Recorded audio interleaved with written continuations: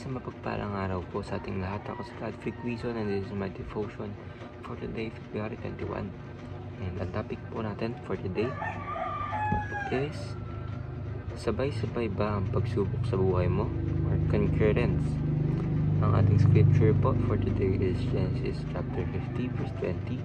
Buksahin ko po. Intended to harm me, but God intended it for good to accomplish what is now being done, the saving of many lives.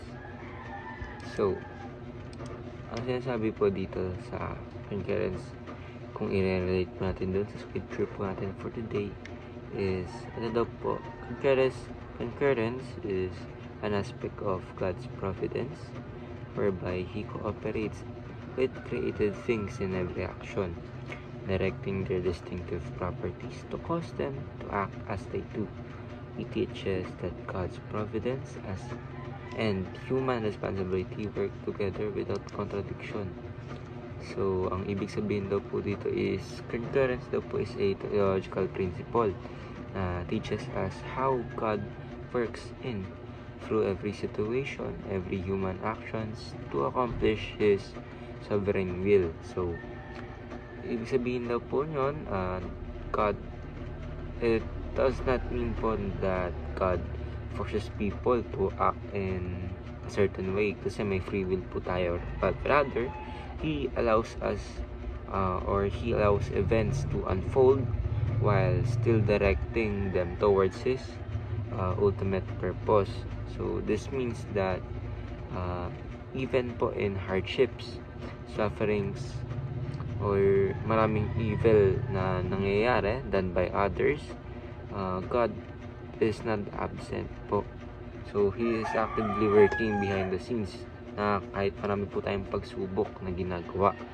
So, ang context po ng Genesis chapter 50 verse 20, so this verse po is from the story of Joseph. Diba? His brothers sold him into slavery and out of jealousy. Tapos po nagsuffered po siya many years. Pero however po, all of these hardships led him to a position of power in Egypt. Pa siya nga po yung governor, where he was able to save many lives during famine, including his own family na kung ano yung pinagagawa sa kanya. So, yung story po ni Joseph is illustrating the doctrine po of concurrence kasi his brother had evil intentions, but of course God used those every action to accomplish something good. So this shows us that human free will exists, diba? His brothers freely choose to betray him and to sold him into slavery. Pero God is sovereign, so ibig sabihin, He used their actions to fulfill His greater plan. So, teachings po natin is God is actively involved in our daily lives. But God does not just observe from a distance. He is involved in every detail of our lives, even the smallest one.